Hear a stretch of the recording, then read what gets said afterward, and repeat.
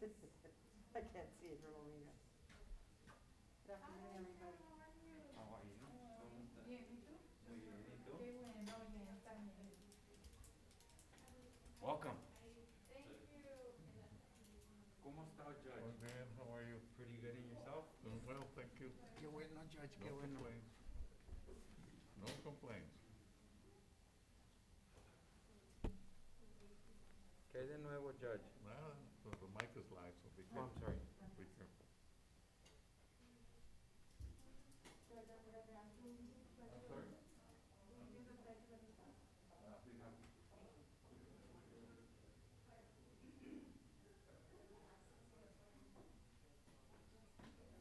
Son las 6, faltan 36. Cynthia was gonna be a little bit late. But Tita. Can we get one more in here? Well, we have two over there. Bring them on.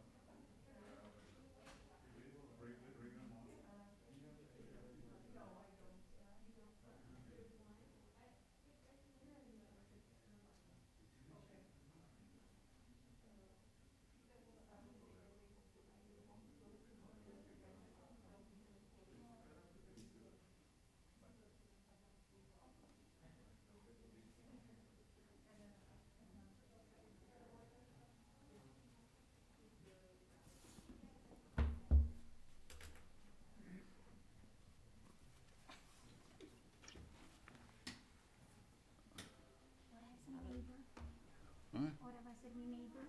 Oh, you're gonna be right there? Yes. Oh, okay. Good afternoon, everybody, and welcome to our Laredo College Board of Directors meeting. I'm gonna start with a moment of silence. We have lost an employee and we have lost relatives from our employees since we last met. And I'll ask Mr. Delgado for the invocation at this time. Thank you, Chair Cepeda. As we are blessed with another day to be here together, I kindly and respectfully ask that we pause for a moment of silence to reflect, to meditate, to pray, or engage in other silent activity for those lives that have been lost due to the ongoing pandemic and those included in our Laredo College family.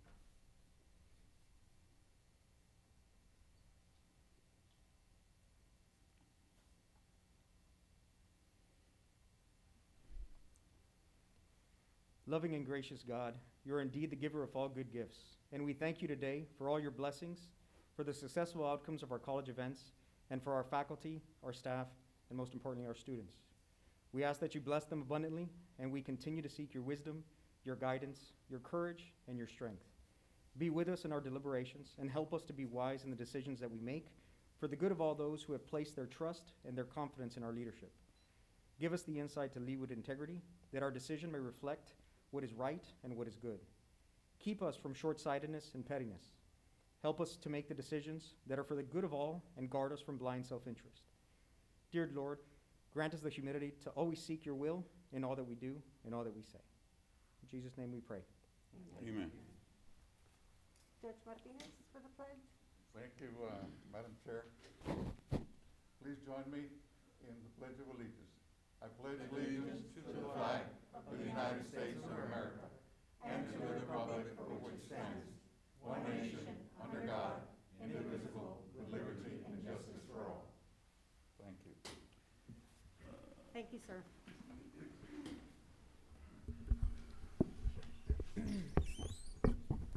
The time is 6:03. It's 6:03. On this fourth day of March 2021, and I call this meeting of the Laredo College Board of Trustees to order. Let the record, can I have roll call, please? Yes, Madam Chair. Lupita Cepeda, Here. Jorge J.D. Delgado, Present. Jackie Levin Ramos present, Cynthia Mares. I don't see her on the screen, sir. Mercurio Martinez Jr., Present. Henry Carranza, Present. Esteban Rangel, Present. Karina Elizondo, Tita Cantu Vela is present on the Zoom. She's on We the- have a quorum, Madam Chair. Thank you. Let the record show that a quorum of board members is present, that this meeting has been duly called, and that notice of the meeting has been posted in accordance with the Texas Open Meetings Act. Approval of the minutes for the regular Board of Trustees meeting of January 21st. Is there a motion? Second. Second. Motion by trustee Rangel and second by trustee Ramos. Thank you. Any discussion? I hear none. All those in favor? Aye. Aye. Any opposed? Motion carries. Dr. Solis, do we have any public comments? As of a few minutes ago, I believe we have one. Oh, two. Okay. Yes, we do. Yes, ma'am. Okay.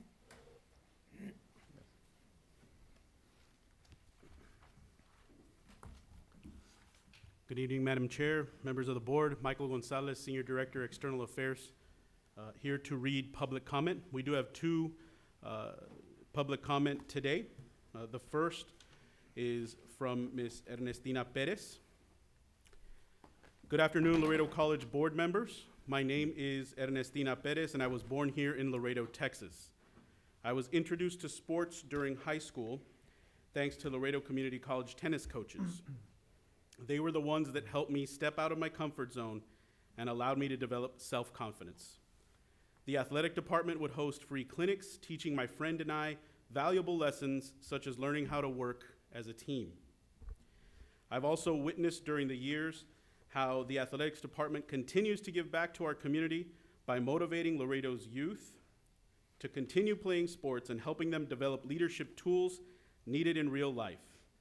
I know how a softball coach has put her own time in to provide softball clinics to young girls, teaching them the same skills I was taught many years ago by my Laredo Community College tennis coaches. I kindly ask you to keep Laredo College softball and athletics departments to help our youth develop into leaders. Thank you. Thank you. She did also share a few photos, which I will share with you now. And they are these. Or this photo, excuse me. We have a second public comment. This one is from Mr. Robert Ramirez. Good afternoon, board members. How many of you grew up playing sports? If you did, ask yourself, how did sports help you become the person you are today? I grew up playing sports with a dream of one day playing at the college level. Sports taught me a lot of tools that I use today to survive. One of those tools is a problem solving at a high speed. How many of you know peers that can't solve a simple problem or do a simple task? The answer might be they never had the opportunity to play sports and therefore didn't develop the ability to quickly make determinations and resolve a problem. Laredo College has been a role model, giving our community the opportunity to play at a college level and represent Laredo. Laredo College is known for recruiting local talent, giving our youth the opportunity to realize their dream of playing at the college level. Please don't hurt our youth and community by removing team sports from Laredo College, and instead let our youth dream big. Thank you, Roberto Ramirez. And that is all the public comment, Madam Chair. Thank you, Mr. Gonzalez. Next, we have recognitions, communications, introduction of personnel, and new personnel action for the month. Dr. Solis? Yes, thank you. Yes, we have a few recognitions. I'm going to start out beginning with, we've had several in the last month with the different events. Beginning, I would like to highlight, I have Ms. Raquel Peña. She's going to highlight one of the donations by our trustees, I believe. Raquel Peña. Hi, Yes. good evening. Raquel Peña, Associate Dean of Students and Title IX Coordinator for the record. I am here to acknowledge Dr. Carranza and his wife for the donations they provided our students. They provided us some blankets during a time that our students and the whole community, I guess, needed blankets. So on Saturday, February the 13th, we set up appointments, and believe it or not, students did come and pick up their blankets. And so we had some backpacks that Dr. Carranza and his wife had also donated to us. So we were able to provide the student with the backpack and the blanket inside the backpack. I know I have some pictures. Ms. Elizabeth, if you don't mind sharing those pictures. We did have, like I mentioned, students come by. So Dr. Carranza, Ms. Carranza, on behalf of the students, we want to thank you because you know, those blankets, I can assure you, really came in handy. We also had some food, so we were able to provide the students with the blankets, the backpacks, and some food for that week. That I'm pretty sure came in handy because this winter storm really took everyone by surprise. And I know that a lot of our students, as well as maybe some of you or our family members, experienced things that we didn't think we were going to experience. So Dr. Carranza, thank you very much. Those Thank you. blankets came in handy. sir. And we really thank you. And Thank God you. bless you, and I hope that you continue to provide us more. Thank you. Thank you, Dr. Carranza. You're welcome. Next, yes, Madam Chair. it's been a phenomenal month and. Sir, I'd just like to recognize Mrs. Maris has joined our meeting. Thank you all. Sorry I was late. Thank you. Thank you. Next, we were gonna have another highlight. I'm gonna go ahead and ask Dr. Nora Garza on another donation. And Dr. Marisa Guerrero, and also Sara Pompa. Thank you. For the record, Dr. Nora Garza, Vice President for Resource Development and External Affairs. The first presentation and announcement will be presented by Sara Pompa, Ms. Sara Pompa, and Dr. Marisa Longoria. Thank you, Dr. Garza. Good evening, Madam Chair, members of the board. Sara Pompa, Director of Donor Relations and Special Projects. I wanted to share with you last Wednesday, March the 3rd, we received a new donation in our efforts to bring in monies to help students with tuition. We received a $4,000 donation from the Laredo Rotary Charitable Foundation. This organization is directly affiliated with our Laredo Rotary Club. We do have several employees from the campus that belong to the Laredo Rotary Club.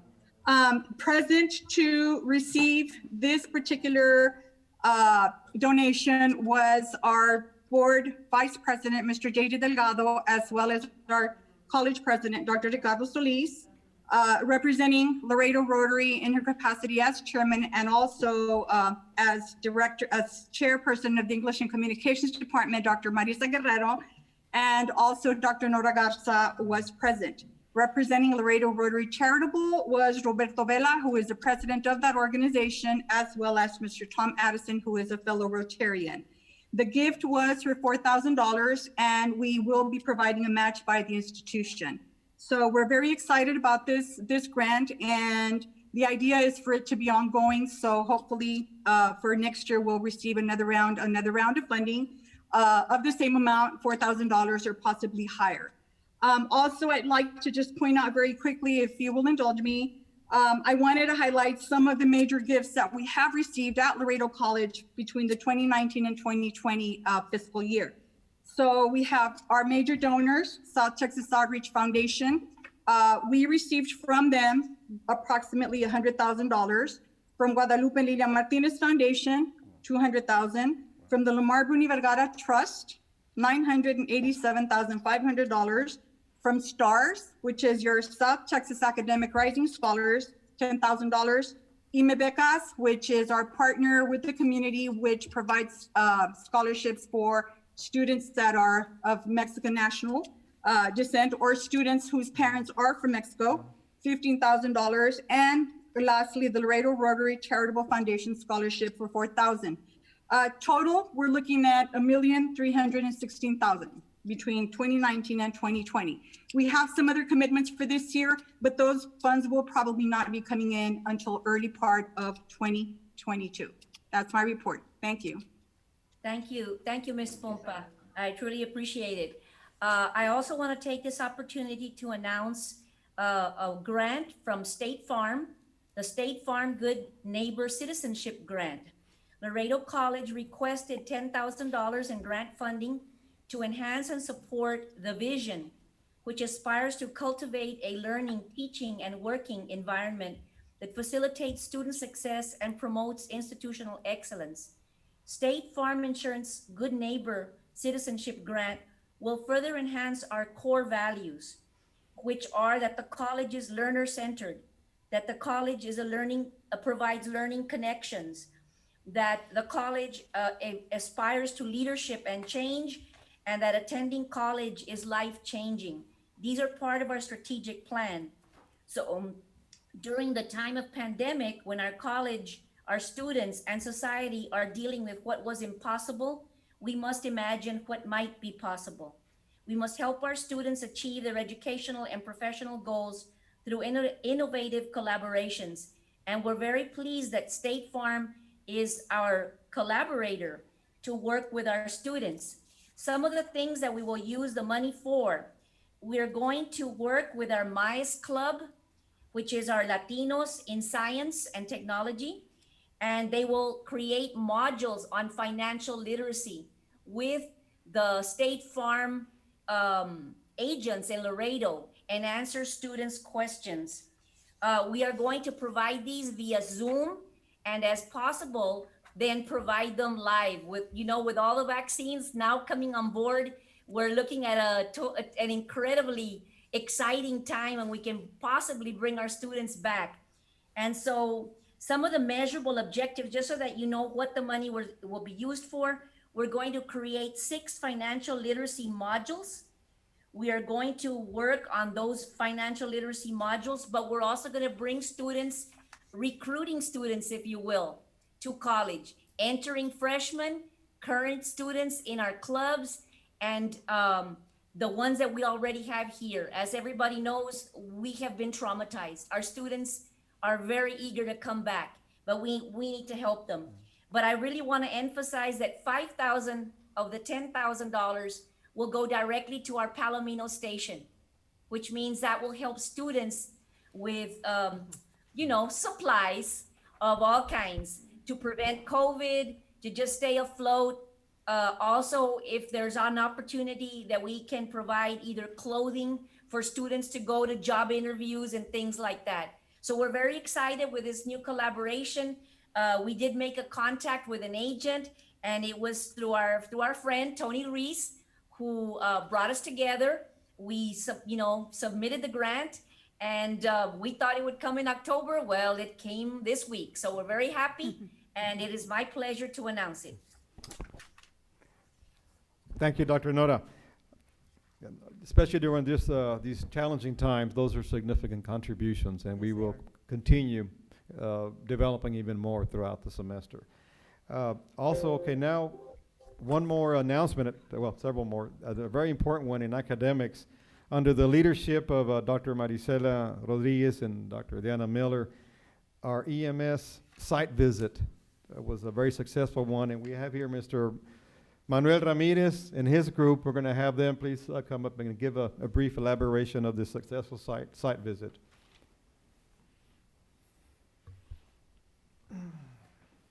Manuel Ramirez, EMS Program Director for the record. Good evening, Board President, members of the Board, President Ricardo Solis, and Laredo College administrators.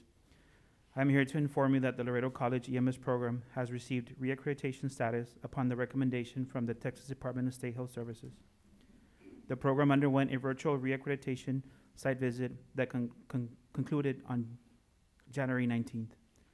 It was reported in the exit interview that the site visit was a success and there were no citations. The success of this site visit was due to the teamwork and effort, hard work, and dedication of the faculty and staff at Laredo College. This is the first time that the EMS program has a site visit virtually, and during our preparation, we enlisted the help of many departments. We had the assistance from the IT, media, library, LCC TV, and physical plant.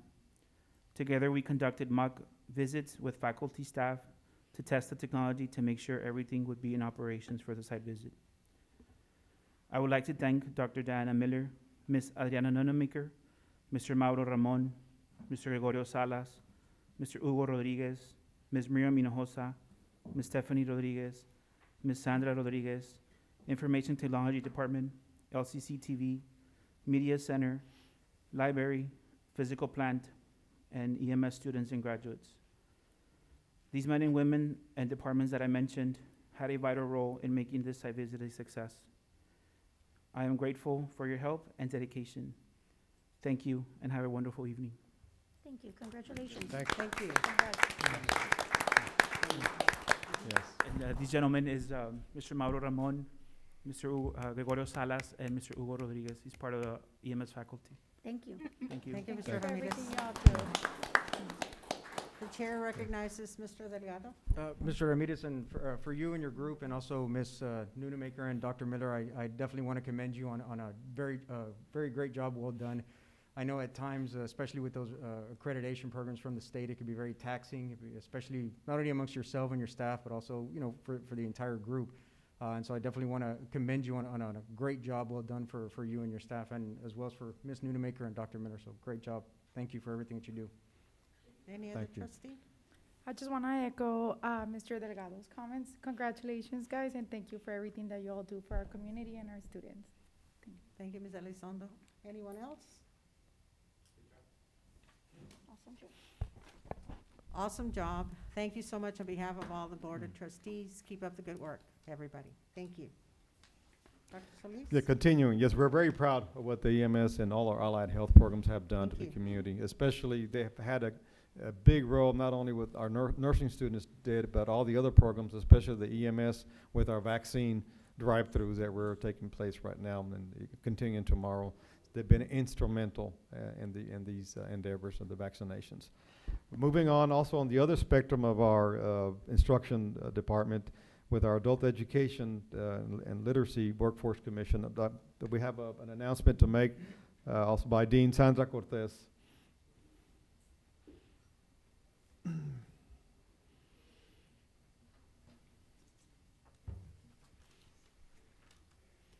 Good evening, Madam Chair, board members, Dr. Solis, Dr. Rodriguez. Can you hear me? Yes? Okay. Good evening. Yes, we can hear you. Yeah, right. Wanted to come and share a recognition that we received from Texas Workforce Commission. The Adult Education and Literacy Program received this month, or in February actually. And this award is called the Best in Class Award by Texas Workforce Commission. They select the top 6 programs out of 31 grant recipients throughout the state that meet the performance requirements. Some of them are measurable skills gains. They measure how many GEDs our students receive and how much progress our students make. Achieve credentials. We award industry recognized credentials from the programs the trainings that we put our students through, and enrollment targets. It was a hard year, as we all know, but Laredo College and the team that I have that does all the work for our community did very well, and I'm very proud that they received this award this year. Congratulations. Thank you. Thank you. Congratulations. Any trustee would like to say anything? Just Yes, let me just say congratulations. I remember when Dr. Cantu started this, we worked together and I taught some of these classes out there in the neighborhood to get in them for their GED or learn English. Yes. But you guys, we have come a long ways from that year to the present time. And congratulations for your. Thank you, sir. Yes, we have, and we still go out and do GED and ESL in the neighborhoods, in the Yeah, community. I because remember. We have some people that can't come to campus. Thank you, so Dr. Carranza. Hmm? Anyone else? Thank you. Awesome Thank job. you so much. Thank you. Dr. Solis? Yes, and continuing, yes, I just want to emphasize how important and the growth of the department, our continuing education efforts have really stepped up, not only from the pandemic, but just the overall growth of the need of the economic response to the community. They've been phenomenal. We have great and more plans for them in the coming year. Okay, I have only a couple of other highlights of other recognitions. I'll try to go quickly. As y'all are aware, last month we had another ranking that we disseminated the information we've heard about, of course, with our nursing program, our ADN. And then you might recall later in the month, we had another #1 ranking for the first time, was our LVN program. And of course, that one was an incredible achievement. It brought in a lot more recognition as well. And also moving on with that, we will be providing some nursing recognition certificates. Mr. Michael Gonzalez, as requested by the board officers, to commemorate. Michael, perhaps you can just show them very quickly, show them what we'll be doing with each and individual student in our nursing programs. We'll be providing them an individualized certificate for them, Nice. both the ADN and LVN programs. They certainly deserve it. Very well deserved. Thank you. Very nice. Mr. President, can I say a few words? Let me just thank the vocational program because I was the first instructor, the first lead instructor to lead the first class of vocational nurses. It was a ragtag team, but they were all from the hood. And of course, at that time, they were known as GPTA, and they were known as generic students, and you name it, all sorts of names was given to them. But the very first class that I taught, it was the very first class, and they win and pass boards. I don't remember the score, but we passed. Yeah. And look at now, they're number one. The foundation was established, and that made the difference, Dr. Carranza. That's what it is. Good foundation. Thank you, Dr. Carranza. Thank you, Judge Martinez. Uh, Dr. Solis? Yes, okay, and one final introduction. We have only one, well, it's not a new employee, but she certainly is a new addition, a promotion in a different area capacity. Very important one, and our new dean of the South Campus, as I notified the board a few weeks ago, we have Miss Adriana Nunemaker. I want her to please come and there she is. I don't know if she has a few words, but we have some big charges now and focus with the South Campus, and very clearly it's in the health area and outreach with the community. Ms. Adriana, please. Thank you. Madam President, Dr. Ricardo, and distinguished members of the board, I am very grateful for this opportunity. I have some pretty big shoes to fill with Ms. Carolyn Schmies, but she has continued to stay on board in the sense of mentoring me and training me as we go through the transition. The first, I've had a baptism by freeze because that first week was when I started. And I learned a great deal.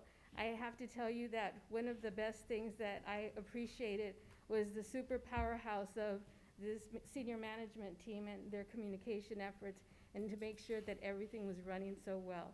So I'm very grateful to all of you, and I'm very grateful to Dr. Ricardo because he continues to be supportive in all of our endeavors. So thank you. Thank you, welcome. Thank you and welcome. Congratulations. Any board member like to say anything? Just congratulations. Good. As I mentioned, our South Campus with the new health building, as you all know, unfortunately, we have not had the big grand opening as anticipated due to the COVID. Sure. But it's fully staffed and they're installed. They're in there, all the programs, and of course the clinic as well. And so the new dean will definitely have some big charges to really take it even to a higher level, all of our health programs. And we're very proud that we've had stellar success when it comes to our health programs, and we're going to continue with that. That's all I have right now for recognitions and communications. Thank you, Dr. Solis, and thank your administration and your staff. We had excellent reports today as far as money coming in and the different accreditations that we're getting. Thank you, we appreciate it. Next, we have the Faculty Senate report. Mr. Manzanani is I present. had seen him. Yeah, There he's he there. is. He's there. Good evening. Good evening. There we go. For the record, Prakash Mansinghani, Faculty Senate President. I just have a few things that I wanted to convey to the board today. First of all, I'd like to congratulate the board members on the recent victories. I know with the pandemic and everything that's happening, everything's kind of happening so quickly. So on behalf of the faculty, I just wanted to thank or congratulate Ms. Tita Vela, Ms. Jackie Ramos, and Ms. Karina Elizondo for their re-elections and elections to the board. I know that they will continue to watch out for the college, and the faculty is proud of their victories. On the other hand, I wanted to just take a quick moment to congratulate the new leadership of the Board of Trustees. Congratulations, Madam President, as you are the new president of the Board of Trustees, Ms. Cepeda, and Mr. Vice President, Mr. Delgado, and the Secretary of the Board of Trustees, Ms. Ramos. Congratulations. I'm very, on behalf of the faculty, very excited to work with the new team. The previous team did an amazing job, and I imagine this team will do as just a great of a job of keeping the college moving forward. So congratulations on those new positions. Very quickly, let me wrap this up. There are a few members of the faculty that will be considered today for tenure, and that is an area that the provost will be speaking about, but there are, I think, about 7 faculty members. I know them all personally, and I wanted to just congratulate them for reaching this moment. Hopefully, the board will extend tenure to these highly qualified individuals. I'll leave the rest of that area to our provost. 2 more points here. I wanted to thank, since I have not had an opportunity to do so, again, on behalf of the faculty, I wanted to thank the president of our college, Dr. Ricardo Solis, the members of the Board of Trustees for recently voting to increase our salaries. When we look at what's happening in the country today, and we see what's happening, we know that those decisions were not easy to make. So I wanted to, again, thank you all for making that decision. When we look at what the school districts received, we certainly received a very handsome package. And so again, I'm very thankful for that. On behalf of the faculty, let me personally thank you all for that. And finally, I just wanted to mention an update from the Faculty Senate. The Faculty Senate does have elections every year. Those elections take place in the spring. Last year, we extended our elections due to the pandemic to November, but this year we're going to be having our elections this month. And I just wanted to let you all know the Faculty Senate will be electing a new president, or the positions that we'll be electing are for the presidency of the Faculty Senate, the secretary of the Faculty Senate, and 3 of our at-large senator positions.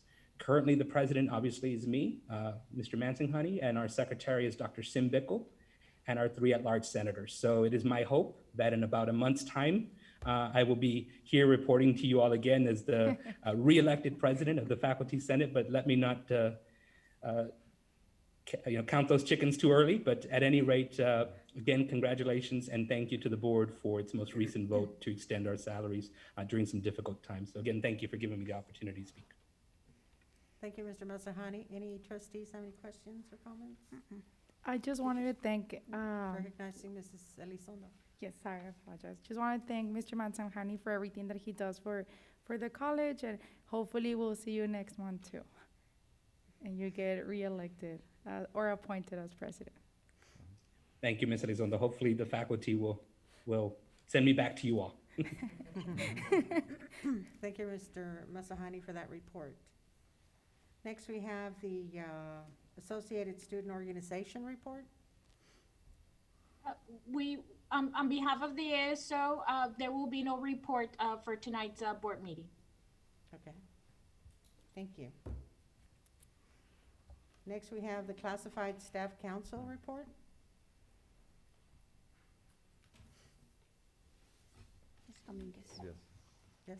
Yes, she is. Good evening, Board President Mercurio Martinez, Board Members, Laredo College President Dr. Ricardo Solis, Administration, Professionals, and guests. Rosario Dominguez, President of the Laredo Classified Staff Council, for the record. On behalf of the Laredo College Classified Staff Council, we would like to thank the Board President, Board Members, and Laredo College President Dr. Ricardo Solis for the 5% salary increase effective February 1st, 2021. We are grateful and trust for your continued support with additional salary increases forthcoming. The Classified Staff Council organization will continue to work in collaboration with our colleagues to continue assisting our students with the most professional information required for them to achieve their goals at Laredo College. Once again, thank you very much for your time. Stay safe and strong, because we are Laredo College strong. Thank you. Thank you. Thank you, Ms. Dominguez, for that report. We next have the agenda item number 9A, approval of a possible agreement to lease Laredo College property to the Imaginarium of South Texas, including terms of the agreement and renovation to college property. Dr. Ricardo Solis and Lupita Cepeda. Is there a motion regarding the approval of a possible agreement to lease Laredo College property to the Imaginarium of South Texas? Madam Chair, I would like to make a motion. My motion states, it's a motion to enter into an agreement with Imaginarium of South Texas, the terms of which will be negotiated by the Finance Committee and Dr. Ricardo Solis on behalf of Laredo College, the version of which will be approved by the Board of Trustees. This is my motion for 9A. Is there a If I second? may, provided that the motion will stay within the $400,000 limit figure. We would ask that those negotiations be conducted by the Finance Committee along with Dr. Solis. My motion only states that they enter into an agreement. Okay, all right. Is there a second? We'll second that motion. Second. Yes, thank you. All those in favor? Aye. Aye. Discussion, please. Oh, I'm sorry. Any discussion? Recognizing Dr. I'll pass it on to Mr. Oh, Thank you, recognizing Dr. Mr. Carranza. Martinez. Appreciate that. Let me make some observations, if I may, and I know this Sure. will be discussed with Dr. Solis later on. But if you will refer to the list of projects that I have included in your individual list there, these are very important, major improvements that will be added in facilities to both campuses, the Fort McIntosh campus as well as the South Campus. And as long as it does not impact the balance that we have on this original $100 million bond issue, this investment that is being recommended that will not impact on these funds. I certainly would go along with this motion in which it was recommended by, and of course, will be negotiated by Dr. Solis. Okay? Any other discussion? Yes, I'm not gonna say much. I think Mr. Martinez covered everything. At first, I was gonna say, put it on hold, because there are a lot of figures that I haven't seen. You know, nothing has been provided to us. All I hear is talk, here and there. So, you're saying the $400,000, I know everybody knows that there's $400,000 sitting there from the bond. That is correct. But who Dr. gets the Carranza. $400,000, and what do we plan to do with it? There were other ideas for this money, but now that this came aboard, seems good, but they also have to meet the price. And we need to look at this very closely, because once we vote on it, we can go back on it. I know what you said, Ms. Ramos, but, you know, that's something that we have to look at it. I personally haven't looked at anything. This is the first time that I see these figures here, you know. Yes. And I don't know, I heard Mr. Martinez talking about it, but I have nothing against, you know. the Madam non-pri- Chair, if I may, I'd like to Madam recognize, Chair. is that Ms. Mares? I haven't finished yet. Who's Oh, I'm that? sorry. Ms. Maris, please. sorry. wait. yes, Madam Chair, Ms. Well, Maris. wait a minute, Ms. Mares, Dr. Carranza hasn't finished. No, it's okay, let her go. Take it. I recognize Ms. Mares. Go ahead, Ms. Maris. Ms. thank you, Madam Chair. All I want to do is bring a point of order, and I don't know if our legal counsel is around. We already voted on the motion, and the discussion should have been done prior to the vote. No, we're not And I voting. understand the We know points we're that are gonna have a being vote, brought Ms. up, Maris. but I'm just saying, just a point of order. And that was point of order too. If you allow me. Yes, My recognizing Mr. Muir. comments about that. It seemed like you were in the process of voting on the motion, and I'm not clear 100% if that process was interrupted by the request to have Discussion, a so discussion it was stopped. or not. But, so if the vote was completed, then technically speaking, that would be a correct point of order. The discussion should have taken place before the vote was cast. If the vote was in the process and interrupted, I think it's okay for the discussion to take place. My understanding, the vote was in the process and it was interrupted. Okay. Yes. And I think that's a fair ruling for the chair to make. Yes. Right. Mr. Any other discussion? I would like to.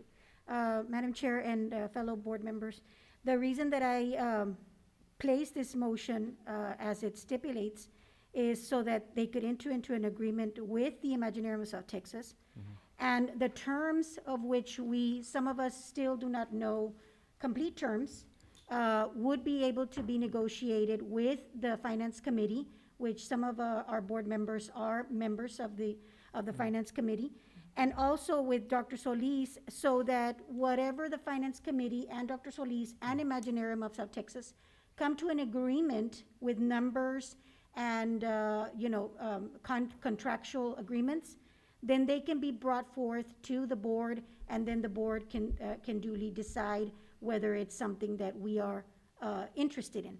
And so therefore, I wanted to make sure that we give the opportunity to the Imaginarium and also to Laredo College, and then we can work out the numbers in the Finance Committee, and look at all of the rest of the little items that we need to look at. And so that was the purpose of my motion, instead of tabling it for another time, that we would discuss the same thing that we're discussing right now, which is not numbers. So that is the purpose of my motion, ma'am. Call for the motion, call for the vote. Really quick, Ms. Cepeda. Call for the vote. Recognizing Mr. Rangel. Yeah, just really quick, and with that, when it goes to the finance committee, if for whatever reason we are missing $1 or $1,000, if there could, if Dr. Solis could come back with a recommendation as well of where he's gonna get that additional fund, if it's $1, if it's $1,000, or whatever the amount might be, if it goes over the 400,000, with recommendations of the finance committee and also with Dr. Solis's approval of, whenever it comes for final approval for the board, right? Yes. Yes. So we can know where it's gonna And come then from. that's what it's, that's Yeah. what the motion states. Okay. Yes. Anybody Call for the else? So I'm calling for the vote. All those in favor? Aye. Aye. All those opposed? Aye. Ms. Mares? You're opposed? Ms. Ms. Mares? is opposed, I and think it's a delayed, Oh. Ms. No, Mares, no, how I'm for it, I'm for it. Are right, you yeah, for it's a it? delayed, I'm for it. a delayed Ms. reaction. Velez for Ms. it? Velez is Any for it. opposed? No. Motion passes. Thank you. And I know we have Mr. Yes. Perez with the Imaginarium. Yes, that if would you like to allow me. speak to us. Yes, I asked him to, Mr. Perez, to come in. We had the great conversation a few weeks ago with the chair, and I'm very confident, and thanks to the board for giving me the vote of confidence. We will come with a very feasible solution. This is a very doable project, regardless. And I also wanted to apologize for the delay of the documentation that Dr. Carranza mentioned, because we just obtained the final figures just actually late last night on the construction costs. And construction costs have skyrocketed for many reasons, as you can imagine. And that's why I wanted to make sure we had as much as the closest possible the cost. So we just sent this out just a few hours ago, agenda item 9A. So I think most of you have that. But again, my apologies for the delayed delivery of that information. But this is something minute, the difference from the bond money that was already approved. And again, I feel very comfortable and I'm confident we'll be able to deliver that difference, come up with a more innovative, creative ways with that additional difference of the funding. Mr. Perez. Madam President, members of the board, Dr. Solis, thank you for giving me the opportunity to talk to you tonight. We received some possible good news from the mall. They're gonna vote on it tomorrow, where they might give us a one-year contract at a very reasonable rent. So that's gonna give us some more time for us to be able to work something, if it works. If not, I totally understand. We're also on a very strict budget. For the record, my name is Hector Perez. I'm the board president for the Imaginarium, and I am the executive director of information technology for United ISD. We do this because we're on a mission to save the Imaginarium. As you know, we already closed a bookstore in town. I mean, we're trying to save the only children's museum that you have within 150 miles.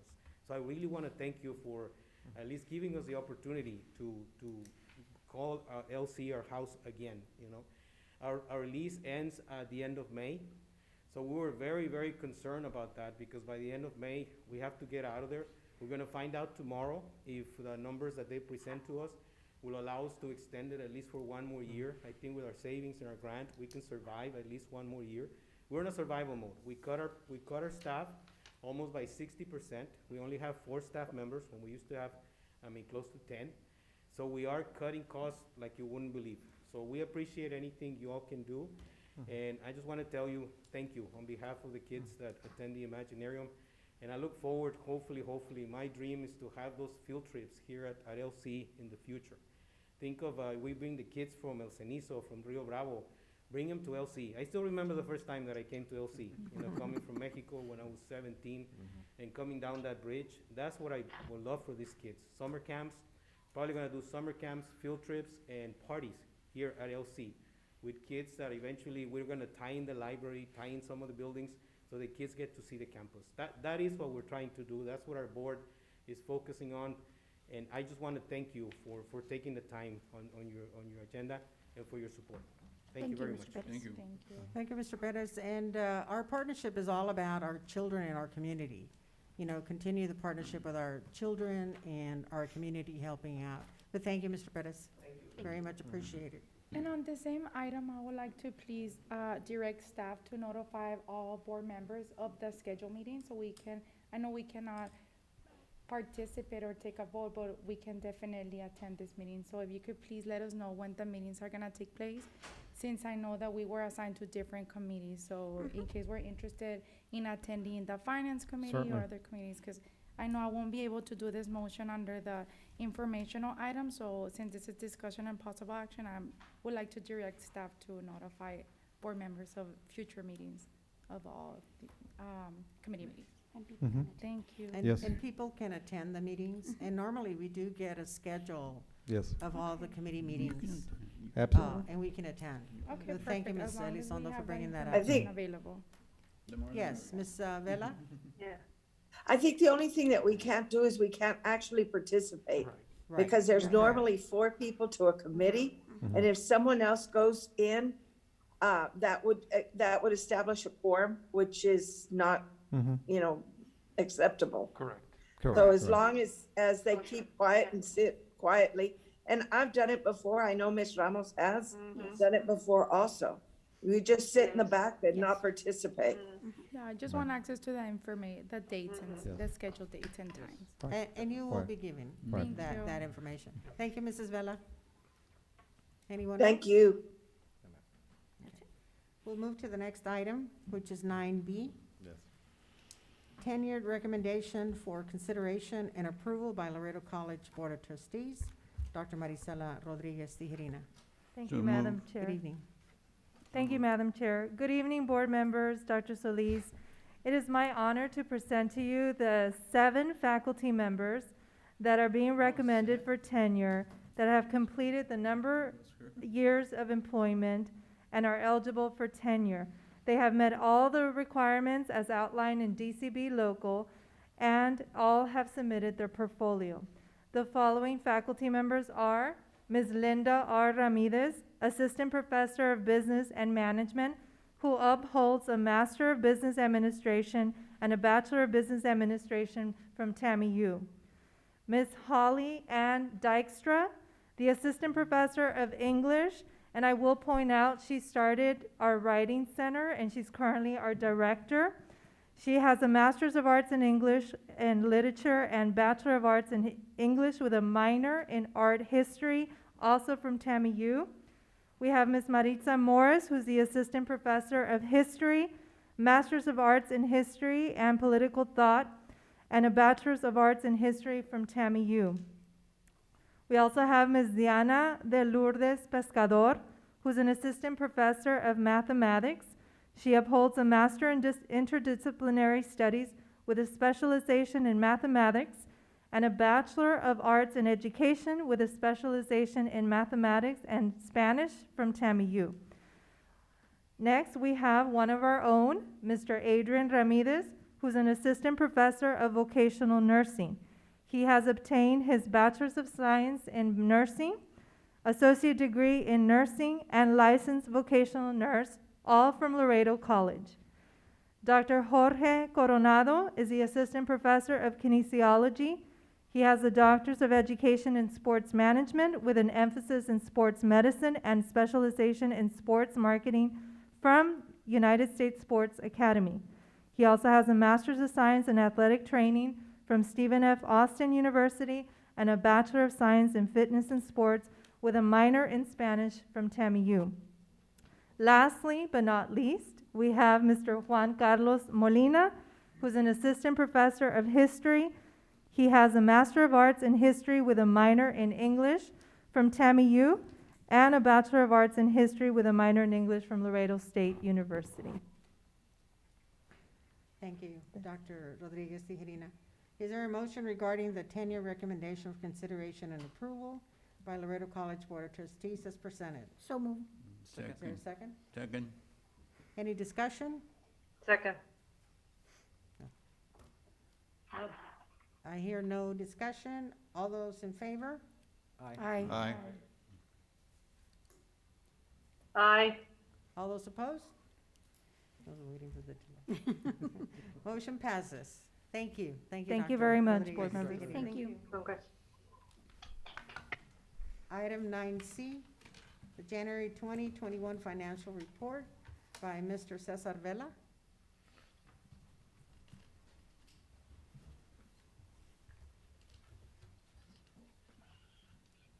Not sure, can everyone see the presentation, the screen? Not yet. Not yet. Not yet.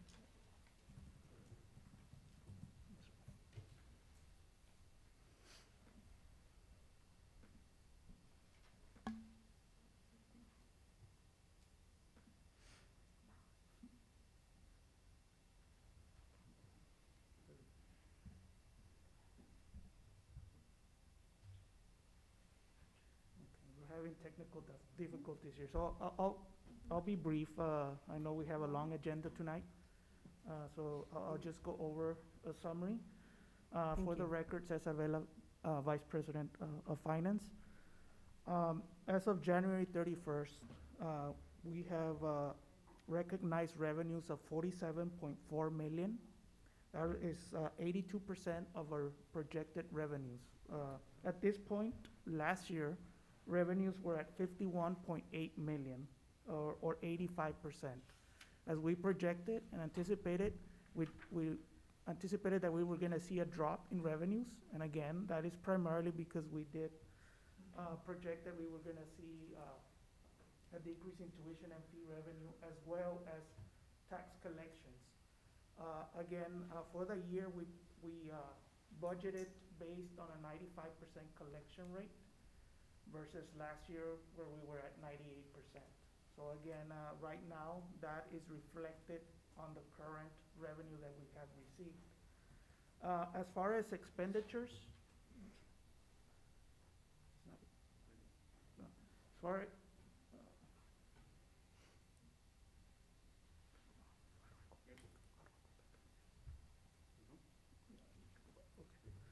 as far as expenditures, for the year, we're at 22 million, or 38% of our budgeted expenditures.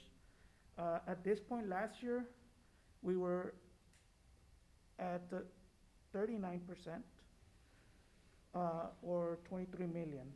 So again, when it comes to expenditures, we're on target based on our projections. One thing is that we do have some expenditures that we will be reclassifying to the CARES Act. We did receive approximately on the first round, $4.5 million for expenditures that are related to COVID preparations. Right now, we're still working with both NACUBO and TACBO on getting guidance from the Department of Ed. Again, there are some questions as to what expenditures are allowable under that grant. For the special appropriations, revenue is 84,000, expenditures of 81,000, with a net change to the fund balance of 2,500. Restricted funds, we have 14 million of revenues and 14 million of expenditures, and this includes, like I mentioned, the CARES Act funds that were received. Again, out of that, we received 4.5 million for student aid. We have awarded most of that already. And for the institution, we received another 4.5. Out of that, we have about 1.8 million still available.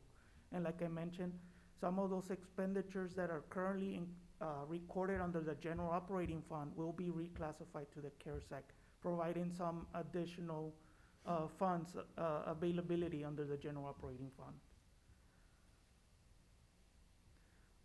The auxiliary services, and these are your student activities funds. We have revenues of 1.5 million, expenses of 357,000. Most of the expenditures are in the salary line items. Again, as we are virtually closed, our courses are virtually, most of them, activity in those funds has been minimal. So right now we're seeing a net change or net increase of 1.2 million to the student activities fund balance. Like I mentioned, tax collections right now are at 81%, or roughly 29.8 million. In the facilities master plan phase 3, we currently have close to 24 million available. Again, out of those 24 million, we currently have 18 million identified for projects at this time. For the quarterly investment report, as of November 30th, 2020, we have bank deposits of 68,793,152. We do have the investment pool of 15 million, and the TASB investment pool, which is composed of our endowment funds, of 3.7 million, for a total of 87.5 million. And again, currently right now the yields are 65% for our bank deposits, 25% for the investment pool, and TASB is currently paying 17%. We're in the process of getting collateral to be able to transfer the investment pool funds back into our bank depository so that we can maximize the return, which is right now at 65%. But in order for us to do that, we need to have collateral so that we can secure those deposits. And that concludes both the financial and the quarterly investment report. Any questions? We don't vote on it. Thank you, Mr. Vela. We don't vote on it. This is your next report. So we don't have any questions? Ms. Vela or Ms. Mares? Okay. The next item we have. Madam Chair, if I Yes. may. Ms. Mares? Madam Chair, Yes. can you hear me? Yes. Okay. May I, Madam Chair? Yes. I would just say, if I was in order, I'd like to make a motion that we approve the January 2021 financial report and our November 2020 quarterly investment report as presented. And I second it. Ms. Vela and Ms. Maris and Ms. Vela. Any discussion? All those in favor? Aye. Aye. Aye. Any opposed? Motion passes. Thank you. Thank you. Thank you, Mr. Vela. Thank you. Thank you, Mr. Thank you, Cesar. Thank you. Thank you. So item 9E, 9C and 9D, and we go to 9E. right, 9E. Approval of HVAC repairs and upgrades for the Fort McIntosh Central Plant Thermal Storage Tank. Mr. Cesar Vela? Yes, good evening, ma'am. We are currently working on the replacement of a pump at the central plant.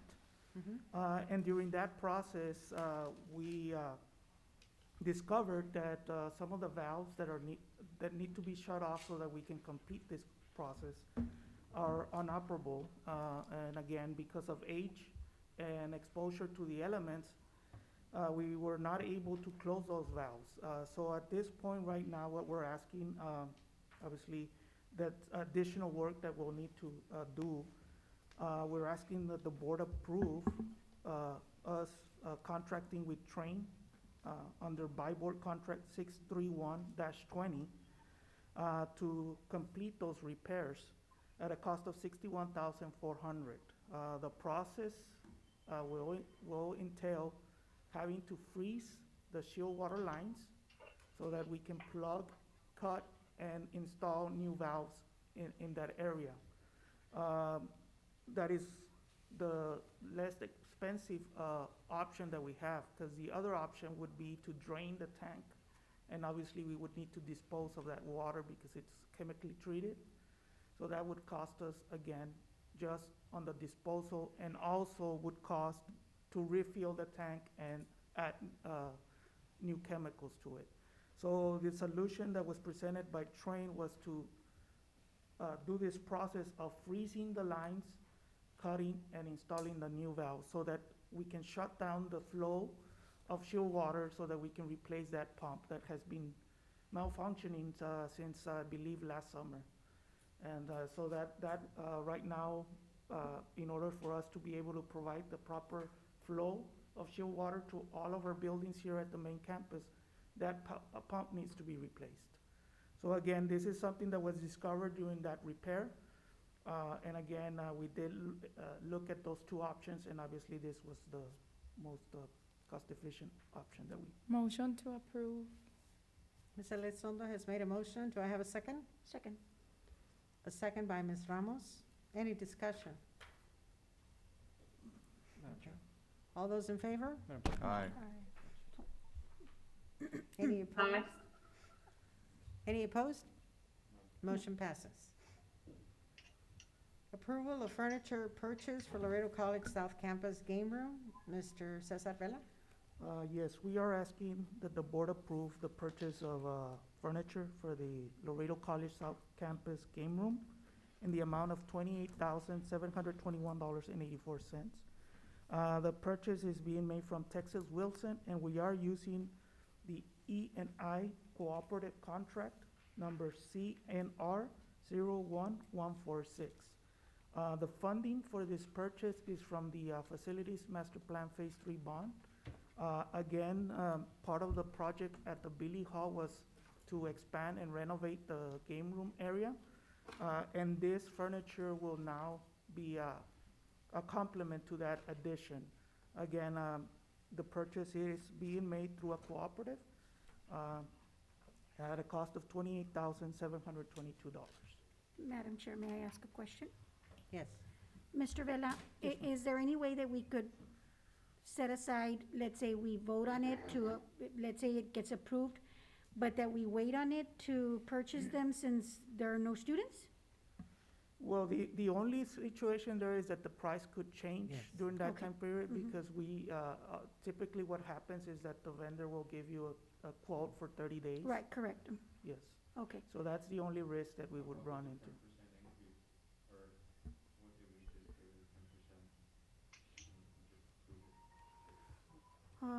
Well, I was just. Motion to approve? I mean, I'm sorry, I was still talking. Ms. Ramos was still with her question.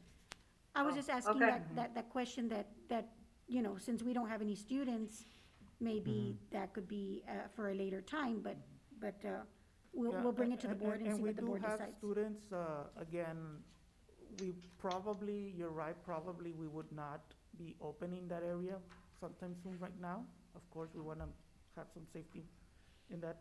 But again, the only thing that could happen here is that the quote would not be honored by the vendor beyond the 30 days. And Madam Chair, Okay. Yes, recognize Mr. Delgado. is there a chance that that game room may change its operation depending on what happens a year from today? And whatever the new normal may be to where it may not be a game room?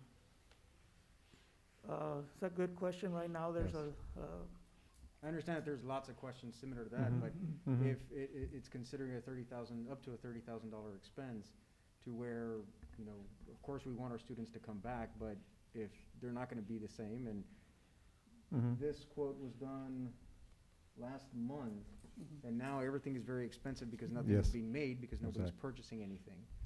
So if we do hold off on making this purchase, there is also a chance that it may be less expensive than what it's being quoted at right now, correct?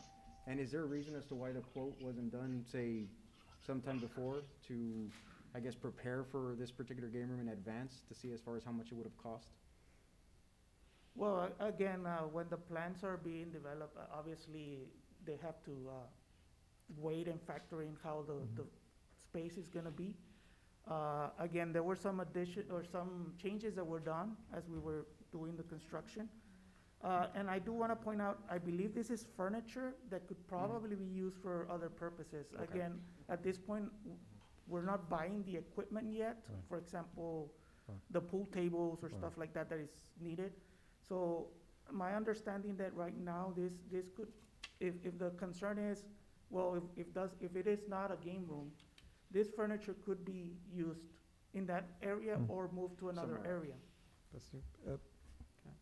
If you allow, yes. Yes, Yes, Dr. those are Solis? good points brought up on both ends. One, that yes, materials will increase due to inflation, but at the same time, things are moving so rapidly and changing the needs of our students, and it's a very good point.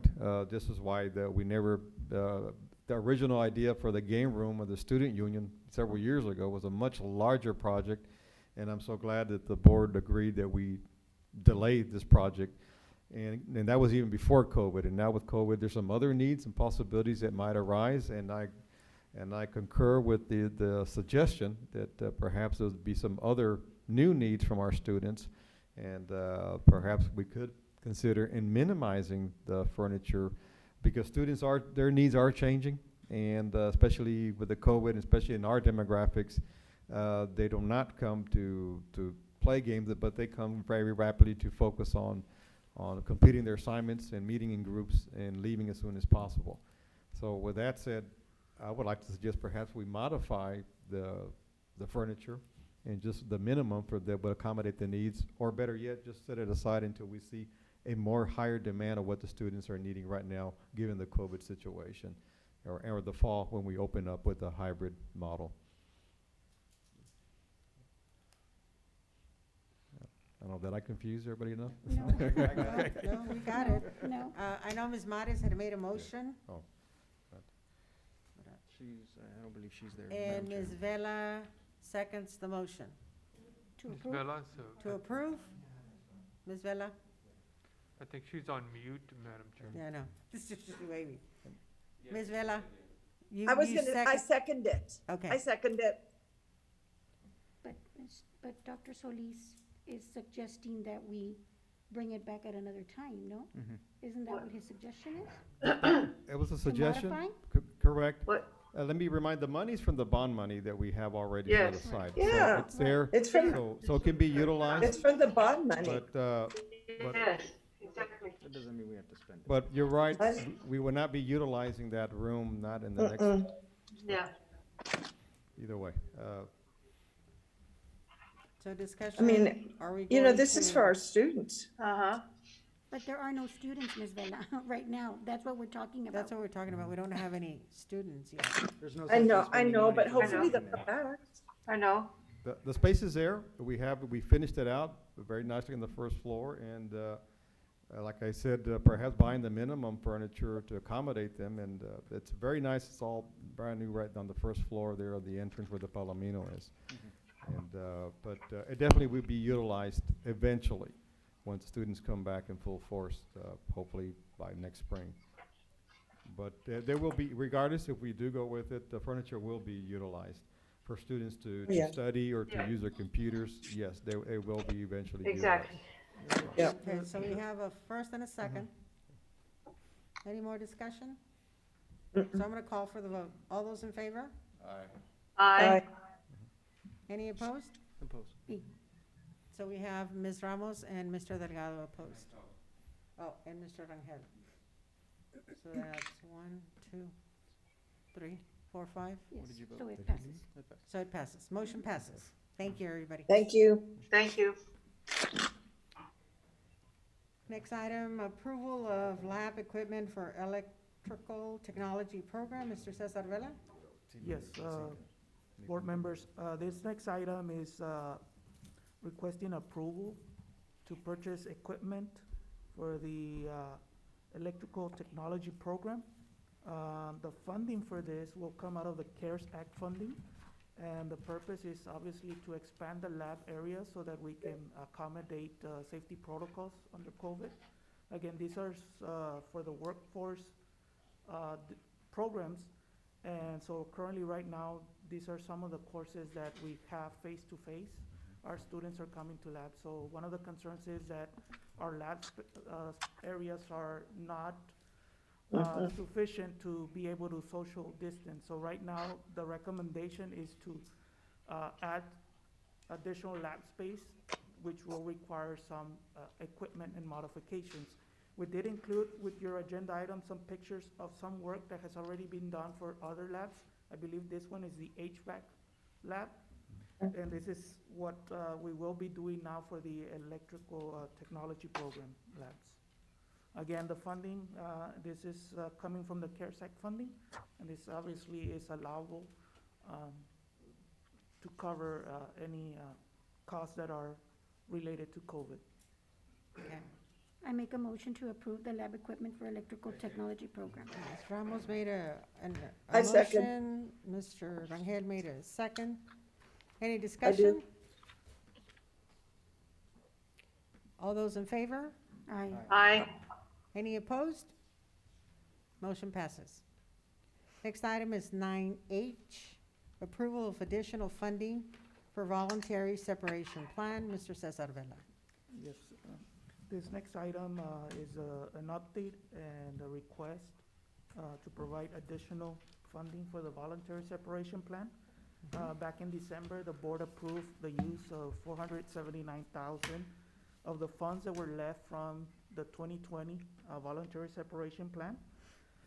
We had 113 employees eligible to participate. Out of those 113, we had 19 apply. The total payout for those 19 employees will be $745,838. Like I mentioned, currently the funding available is $479,035, which leaves us with a shortfall of $266,803. The total salary of those 19 participants is $1.5 million. The replacement salaries would be 1.2, providing us approximate savings of $279,653. Again, the request is that the board approve additional funding in the amount of 266. 266? It's 266,803. That's correct, Ms. Maris. So that we can provide the opportunity to all 19 applicants.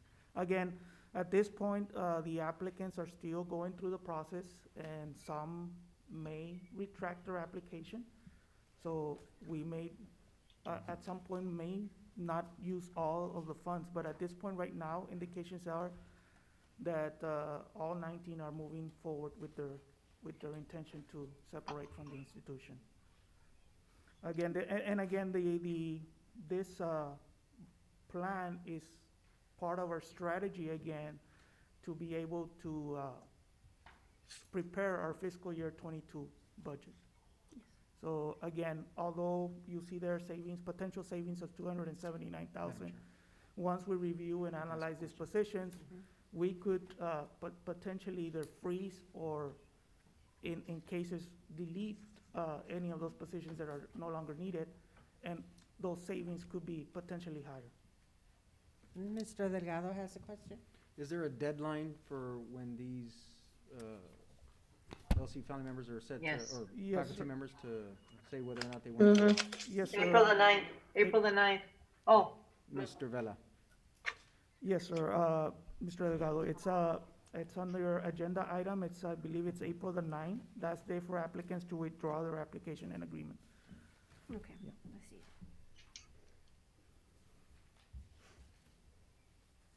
Any other question? Ms. Ramos? Mr. Vela, could you also let us know how much, in addition to the VSP, we are going to have to pay out for the sick leave and the vacation time, just so that we know exactly how much expenditures we're gonna have to make? In addition to that, also, can we, last year, what we did with the remaining monies that were not allocated, we moved them for this year and we were able to utilize them. What I'm seeing is that maybe if there's any money left over because some of those 19 individuals say no, then I would like to know from the board and from Dr. Solis and from yourself, is this going to be a yearly occurrence that we utilize the extra monies to go ahead and address those that may be pulled out? And then we'd have another group of people. And in other words, the balance continues to move year after year. And then right now, we're already adding 200,000, okay? So we started off at last year with a certain amount, and we provided it for those, for that VSP. But then we had extra money, and we rolled it over for this year. We addressed those individuals. I want to know if we're gonna see this happening again next year, where we're gonna No. roll over. No. Well, I'm asking the question, because I see that it's been happening for the past 2 years. And in the past, we would do it every 4 years. So I just wanna make sure that we get that clarified before we proceed with adding an extra $200,000 for the VSP plan. Yes, Thank you, sir. It's not our intent to be offering it on an annual basis. Again, because we did have a considerable amount left, that's why we brought this item back to the board for consideration. Again, right now, with the available funds that we have, yes, we may have a couple of employees that may withdraw their application by the deadline, but we don't see a big amount being left after. So it wouldn't make sense to offer it again if we were to say, let's say, have 100,000 or 150,000 left. That would not cover pretty much anyone. So again, the intent is not to offer this on an annual basis. Again, you are correct. It usually is, the last time that we had offered it was about 5 years ago. And 5 years ago, we did something similar where we had funding left over from the first round, and we offered a second round. Again, right now here, because we do have a couple of out of the 113 that qualify, we had 19 applicants. The funding that we currently have only would allow 12, 13 of them to take advantage. So again, to be able to free up some of those funds that are allocated to those salaries, again, the request was to provide additional funding. But again, this is not, our intention is not to do this on an annual basis.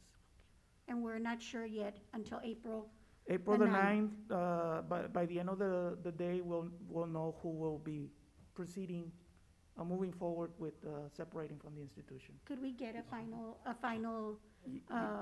amount? Yes, ma'am. Actually, I believe that in the main board meeting is when we present the list to the board for review.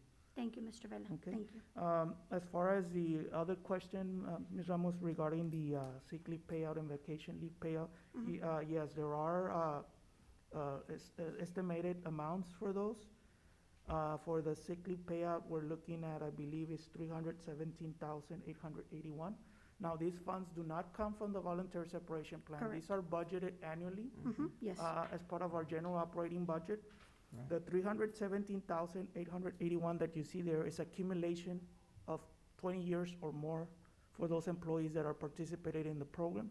Yes. Again, annually, we do budget for this expense. It's about 200,000 per year, which if you look at the budget, it's about less than 1% of our budget.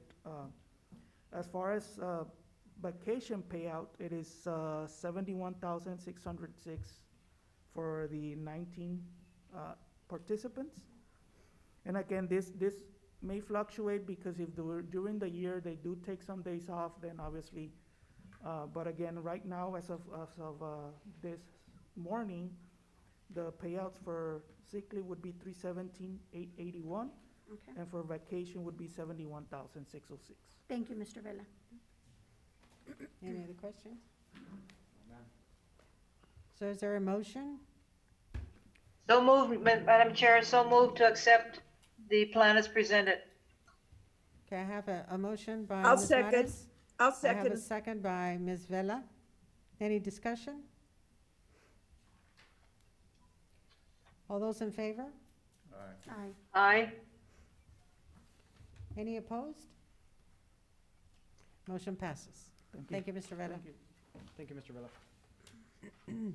Item 9I, ratification of purchase for computer equipment from Dell Inc. and ratification of purchase of unlimited broadband services from T-Mobile USA Incorporated. Mr. Luciano Ramon. Good afternoon, board members, Dr. Solis, everyone. We're asking the board to ratify the purchase of equipment and broadband services. This equipment is being used for providing assistance to our students. As you know, some of our students right now are working remotely. We have a situation where the students may not have equipment and/or broadband. So this is being funded via the CARES Act. We worked with Dr. Solis and Mr. Vela to see if we could go ahead and process this. I don't know if most of you have heard there is a chip shortage, if you will, so that would delay. So we wanted to move on this as soon as possible so that the college is working on a second start for students, and those students may need equipment. We did do a similar purchase last year, if you recall. We basically are at the point of exhausting all those systems, students and staff using them. So that's why we went ahead and moved on this so that there wouldn't be a delay and so that we would help as many students as possible. So moved, ma'am. I have a motion by Ms. Ramos, a second by Mr. Delgado. Mr. Second. Delgado. Any discussion? I'll call for the vote. Those in favor? Aye. Aye. Any opposed? Motion passes. Thank you, and Mr. the Ramon. students will thank you. Thank you. Thank you. Item 9J, consideration of Laredo College Board attendance at the 2021 Association of Community College Trustees Virtual Governance Leadership Institute. Ms. Jackie Levin Ramos? Madam Chair, I bring this before the board for consideration to attend the 2021 Association of Community College Trustees Virtual Governance Leadership Institute. It will take place March 30th through April the 1st. And this Leadership Institute, when it was in person, was in Washington, D.C. Now it is virtual, and it's an annual governance development and educational program for trustees and CEOs of community colleges. The GLI provides an in-depth overview of fundamental and advanced topics and trends unique to community college leaders. The GLI is an opportunity for new and experienced governing board members, as well as the college CEO, to collaborate and strengthen the relationships as a team and to come away with a common understanding of the roles and responsibilities of governing boards, as well as best practices for effective trustee-CEO relationships. The ACCT recommends, for the best possible learning outcomes, that a group of trustees attend with their college CEO, and the budgetary considerations is $199 per board member. We are already members of the ACCT, and it would take place on Thursday, March 30th from 11 to 2, Wednesday, March 31st from 11 to 2, and Thursday, April the 1st from 11 to 2. And the handout that's located in the board packet indicates what's available and what are the different sessions that are being provided for the board members and the governance leadership attendees. Any questions? Is there a motion regarding the consideration of Laredo College Board attendance in the 2021 Association of Community College Trustee Virtual Governance Leadership Institute as presented? So moved. I have a motion from I Mr. second. Delgado, and I have a second from Ms. Jackie Levin Ramos. Any discussion? So I'll call for the vote. All those in favor? Aye. Aye. Any opposed? No opposed. Motion passes. Thank you, Ms. Ramos. Thank you. Item 9K, consideration of membership for the Laredo College Board to the National Association of Latino Elected Officials. Ms. Jackie Levin Ramos. I bring this before the board also as well. This is membership in the NILEO organization, and this also provides trustees and Latino elected officials with opportunities for webinars, policy institutes, advocacy for community colleges, and many times members are able to attend on scholarship without having to pay any monies. The cost of the membership per year is $100 or $1,000 for lifetime membership, or depending on the on the term of the trustee. It's also available for consideration. But I recommend that if the board approves it and the board agrees, that the cost of membership be on a per-year basis at $100. And with $100, you also get opportunities to participate in different institutes and different webinars. And sometimes they pay for your scholarship so that you can attend those different webinars and policy institutes. So I bring this consideration of membership for the Laredo College Board to the National Association of Latino Elected Officials. Madam Chair, if I may, Madam Yes. Chair? Questions? Yes, Ms. Maris? Just a note, follow up to that. On a personal experience, I was a former member of this organization, and it is a very invaluable tool for anyone that's in the organization. So I strongly recognize its importance and the impact that it could have on each and every one of us as a member. So I wholeheartedly endorse this, and if I'm in order, I'd like to move that we approve this item. So you're making a motion, Ms. Maris? Yes, ma'am. Yes, ma'am. Okay, and Yes, the ma'am. second by Mr. Rangel. Rangel. Any discussion? I'll call for the vote. All those in favor? Aye. Aye. Any opposed? None. Motion passes. We're going to go to the agenda item 10, information items, student activities and future programs. Dr. Ricardo J. Solis. Yes, I'll try to keep it brief. And just on the sideline on those two organizations, I think this is a great move for the board to participate. I participate on both of those, Governance Leadership Institute, and I highly recommend that the board has the time to attend. In regards to student activities, I think I've been keeping the board abreast of the latest.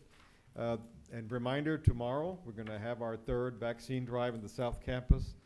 Actually, they tripled the amount of vaccines that we're gonna be applying, so we're very excited about that. The city has a confidence in us because they've been extremely well run at the LC South Campus, and so we intend to increase from now on. Also, next Tuesday, we're gonna have the second vaccine as well for those that have the second. So, and it's of course now through the portal, it's a lot more orderly, that the portal's available. And for those that you know or family member, friends and so on, we want to encourage everybody to go through the portal and apply, and then they now have a waiting list. That's the latest, so it's a waiting list, so that way people won't feel compelled or rushed of the urgency. So it will be in an orderly fashion, and these will be conducted throughout this year, we're hoping by the summer. So even for the second vaccine, we have to go through the portal? Well, they will be notified, but Oh, okay. it's still be worked out. Yeah, the second vaccine, people should be notified. May I Yes, ma'am. add something? Because we had the second vaccine already at our school, and what they did is they notified them through email. They didn't have to log in to the portal. So they notified them from the health department or from the institution that's conducting the vaccination clinic. I mean, it might happen the same way, but you might want to inquire. Mr. Ariezola might be able to inquire about that, Dr. Solis. Yes, and thank you. And yeah, this is constantly changing. Every day we've been meeting with officials, and it's improving. It's come a long way in the past month, and we expect this to be a lot better in the next time around, especially for the second vaccinations. I believe, Madam Chair, I think that's Anything all I else? have now for updates. May I say something, Yes. Madam Chair? Yes. I just want to recognize Dr. Solis and Dr. Ariezola, because I know that you've been working very diligently and working to get the vaccinations out through the clinics. And I've noticed that people are coming and they're taking advantage of the opportunity. And so I thank you for diligently working and preparing and providing, because I know it's usually taking place on Fridays after 12. And so sometimes it might say 12 to 4 or 1 to 4, and it ends up being 1 to 5, 1 to 6. And you're waiting for people to come in from the appointments, and then some people try to come in and they're not on the appointment list. And so I congratulate you and I thank you for that diligent work, as I too have participated in that event in my school. So I understand what it takes and what we need to do in order to expedite the vaccinations for our community. Thank you very much. Thank you, Dr. Solis and Dr. Ariezola. I was there last Friday, and everything was very well organized. people were very patient waiting. They got there, I got there like 30 minutes before and there was already a line. Yeah. But thank you to everybody Yeah. because it was really running very smooth. Thank you. And I would also like to add, if you allow, that on the vaccination, there was an incredible amount of outcome from our staff, that's beginning, especially with our facilities people and the custodians that also stayed the extra time to help. And most importantly, our campus police. They were there all the way till 7 o'clock with us on Friday, and they made an incredible effort to make sure that it was orderly, and clearly it has been a success. Again, our goal is to vaccinate as many people as possible from the community, and we're pretty much attaining that goal. And I got the opportunity to go and thank everybody. I went booth by booth. I thanked the police department. I even said hello to everybody that was in line. So I was able to thank them on behalf of the Board of Trustees for all the work that they continue doing to help our community, because this is helping our community. So thank you. Yes, ma'am. Thank you. The next item, 10B, appointment of board committees. I don't have the board committees. Do you have them, Dr. Solis? I know they were sent out via email. Yes, I don't have them with me, but I can get those. Do you Right have there. those? Never mind. Oh, they're on what page? They're right there. Dr. Solis, she has them. She Well, has them. I thought I did. Yes, she Okay. has them in her board Keeps packet. moving on me, sorry. Yes, I know. That's right. So, the building committee, the way it was assigned was Esteban Rangel is the chair, Lupita Cepeda is the co-chair, Judge Mercurio Martinez Jr. and Jorge J.D. Delgado are in the building committee. Finance and Audit Committee is Jorge J.D. Delgado's chair, Judge Mercurio Martinez Jr. is the co-chair, Ernestina Tita Cantu Vela and Esteban Rangel. Program Policy Committee is Jackie Levin Ramos is the chair, Dr. Henry Escarranza is the co-chair, Karina Cari Elizondo and Cynthia Mares are on that committee. And like we had mentioned earlier, anybody can attend. The only thing we cannot, if we're not in the committee, we're not able to say anything. But everybody else that has been assigned, and I thank everybody for accepting your committee chairs. Thank you very. Thank you, Madam Thank you. Thank you. And I wanna- 10C, any questions or discussion on that? No. On the board committees, if you allow, yes, I know that this has been Dr. unusual Solis. times, and we have not met as we used to traditionally, the committees, obviously because of COVID and because of the efficiency. Most importantly, the board giving us the trust, the administration to move swiftly in the past 10 months, which is why we have not had hardly any committee meetings due to that situation. And we intend to, as soon as we get a little bit normalcy, we will start meeting these committees. Meanwhile, I'm glad that the board officers have been allowing themselves to be available on a weekly basis to meet and update on the developments as well. Thank you. Thank you, Dr. Solis. Next item is 10C is the FY 2022 budget update. Mr. Cesar Vela, fiscal year. Madam Sorry. Chair, board members, included with your board packet, you received a copy of the 2022 budget calendar. We are working on starting the budget process for next year, next week. It will be a 6 to 7 month process. Some of the key dates to keep in mind are the budget workshop for the board. And we are at this point preparing to present a preliminary draft for review at a budget workshop for the board sometime in May. Again, the first part of this process will be departments submitted their requests and obviously going through the task-based salary review. Once that first step is completed, then we will be meeting with the budget committee. And you did get a copy of the members of the budget committee also included. Those 28 individuals will be responsible for reviewing the requests that come in. In addition, they will be working with the finance division on preparing a preliminary revenue budget.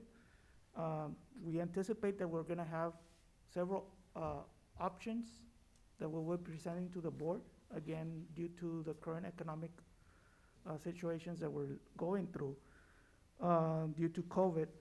But again, we have that, again, scheduled for sometime in May.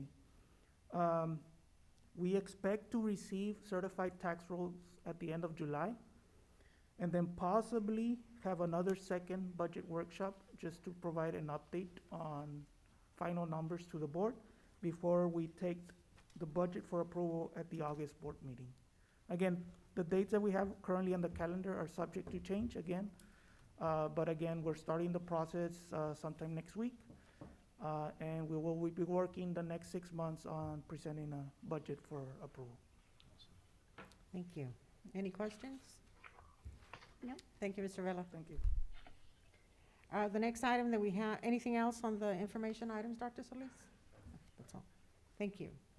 Next item that we have is the executive session, closed session discussion concerning personnel of a non-instructional Laredo College program and related matters, including legal issues pursuant to Texas Government Code Sections 551.071 and 551.074. At So this moved, time, ma'am. oh, So move so move. to go into. Second. All in favor? Aye. Aye. So at this time, I'm going to recommend we go into executive session. The time is now 7:35 PM, and the board will adjourn into executive session pursuant to sections 551.071 and 551.074 of the Texas Government Code to discuss agenda item 11A. Thank you. Use your gavel. Use your gavel. Okay, real quick, let's go, 'cause I'm hungry. That was the last item, right? Yes. Mm-hmm. That's the 10th, right? Because the 9th, we have The 10th. We have the other one, right? Okay. That's essentially what happened.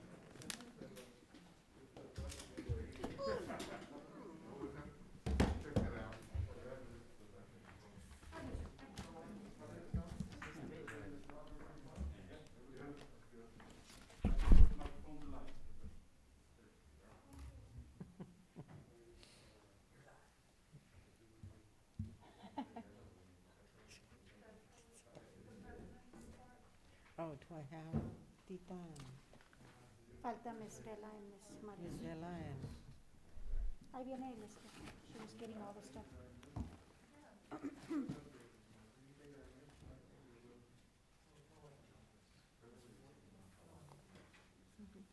Michael, you wanna open it up so that, Michael? Michael? Oh, there's a list.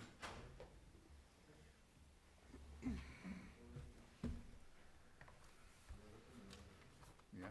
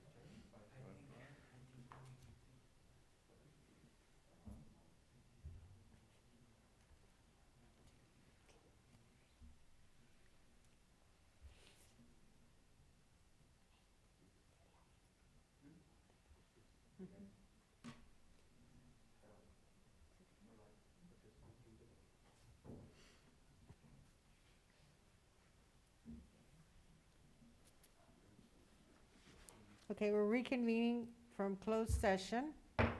The time is now 8:38. And the board took no action on the closed session discussion concerning personnel of a non-instructional Laredo College program and related matters, including legal issues pursuant to Texas Government Code Sections 551.071 and 551.074. No action was taken. Next item is President's Report. Dr. Solis? Yes, I believe you have the report in the packet. I don't have any thing to add today. Thank you. Okay. Thank you, Dr. Solis. Our next item is, next meeting date is Thursday, April the 8th at 6 p.m., and that will be our regular Board of Trustees meeting.